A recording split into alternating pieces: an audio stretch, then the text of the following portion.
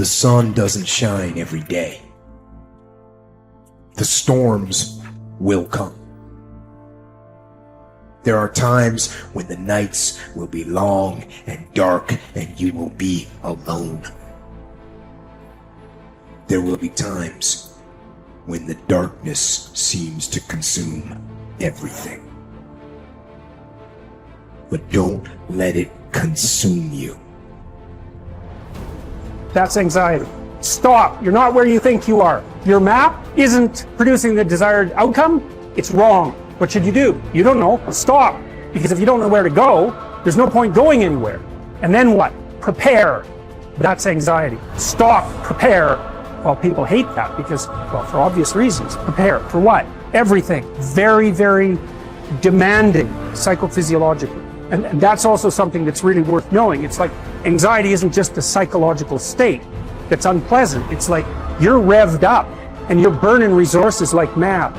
And you're in a biochemical state such that's optimized for quick action, but that's toxic if you inhabit it for any length of time.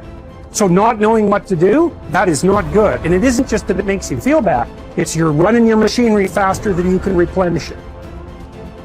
For some reason, there is this facade that life should be full of happiness and without its suffering, which actually makes us suffer even more.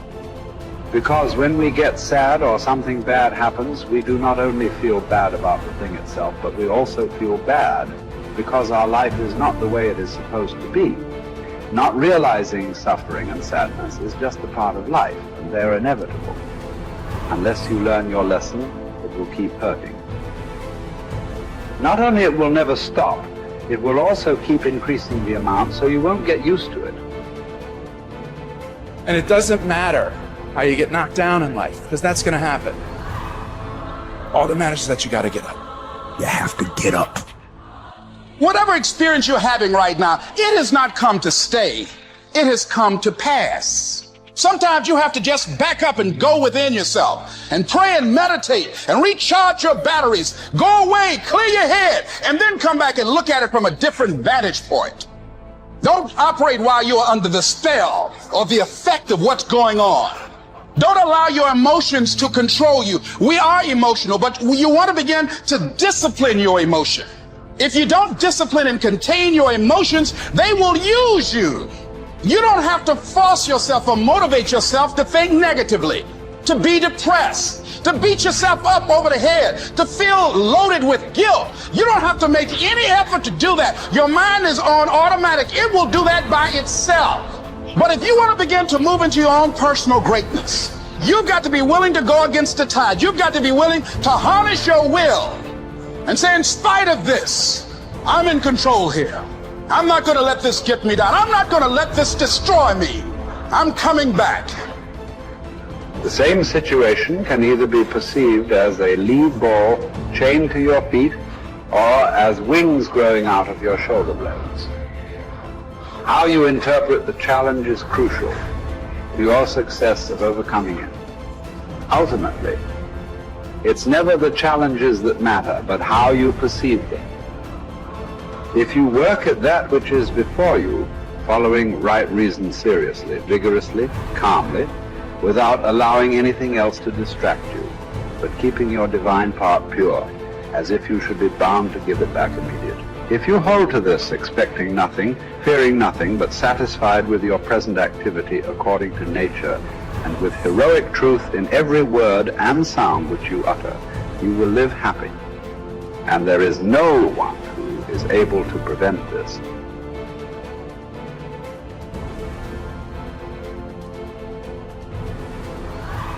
We are all bound by this oath to bear the ills of mortal life and to submit with a good grace to what we cannot avoid. So the spirit must be trained to a realization and an acceptance of its lot. It must come to see that there is nothing fortune will shrink from. There's no ground for resentment in all this. We've entered into a world in which these are the terms life is lived on.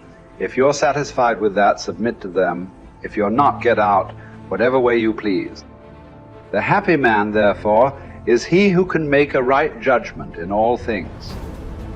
He is happy who in his present circumstances, whatever they may be, is satisfied and on friendly terms with the conditions of his life, that man is happy, whose reason recommends to him the whole posture of his affairs.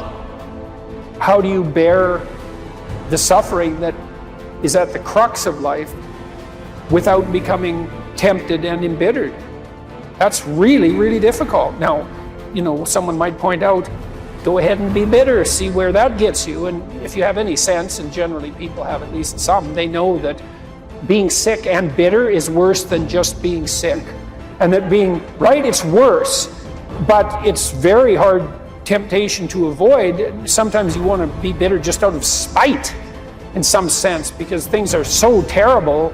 All you've got left is your willingness to shake your fist, and say, well, really? Is this like this many poisonous snakes? Really? That's like, maybe I could have learned with just 1 or 2, not 100. And so, but we're all stuck with that. And I think we're stuck with it at every level of our life in some senses. How do we maintain a high order moral orientation in spite of suffering and malevolence? Do you think that the man has any thought of mending his ways who counts over his vices as if they were virtues? Therefore, as far as possible, prove yourself guilty, hunt up charges against yourself, play the part first of accuser, then of judge, last of intercessor. At times be harsh with yourself. Set yourself free for your own sake. Gather and save your time, which till lately has been forced from you or filched away, or has merely slipped from your hands.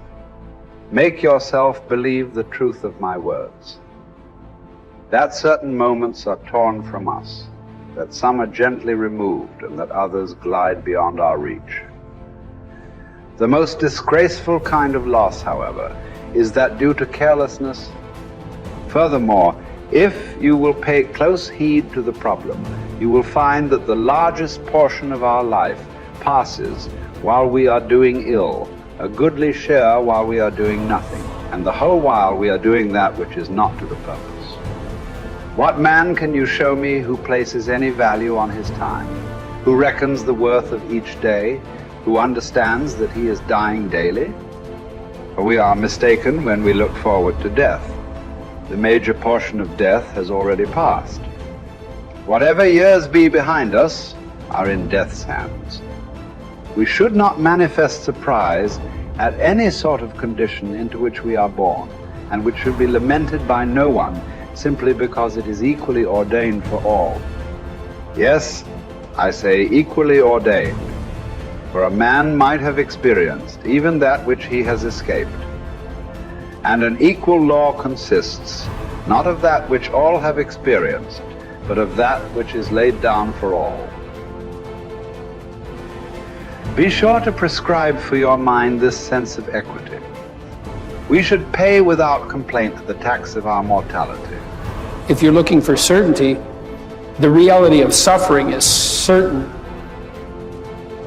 I mean, what do you accept as evidence above all else? That's a good question. That's a hard question. But I would say pain is up there. It's very difficult not to believe in the reality of your own pain. It's somewhat easier not to believe in the reality of other people's pain. That's not so easy either, but it's your pain seems to be undeniably real. And so it does beg a question, which is, if pain is undeniably real, is that which overcomes pain even more real? And I think that's, in some sense, that's the idea that lurks behind the idea of the resurrection.